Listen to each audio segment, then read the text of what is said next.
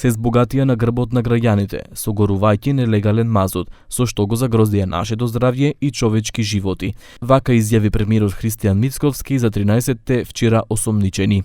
На новинарско прашање зошто осомничените се истражуваат само за тендери и перење пари, но не и за загрозување на јавното здравје, премиерот Мицковски одговори дека истрагата се уште трае и дека ги остава надлежните органи да ја завршат својата работа. Да почекаме истрагата да заврши и дури од кога ќе заврши истрагата можеме да коментираме кои се сите основани сомневања за кои што овие лица ќе бидат обвинети. До тогаш ќе се држиме до она во кое што Министерството за внатрешни работи и Бирото за јавна безбедност го соопшти на јавноста. Вице-премиерот Изет Меджити ја оцени акцијата на обвинителството како силен удар врз организираниот криминал и корупцијата.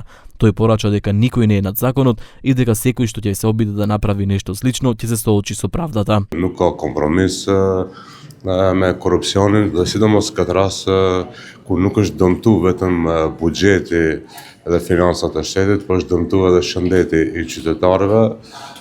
Prandaj kjo është edhe dyfysh i rëndësishëm pra si rast. Ndërsa tjetra pra është një luftë ndaj korrupsionit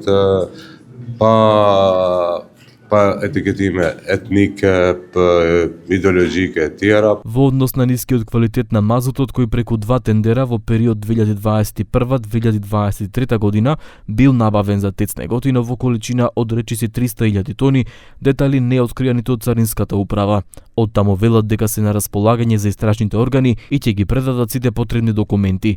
Обвинителството за гонење на организиран криминал и корупција посочува дека врз основа на собраните докази истрагата може да биде проширена.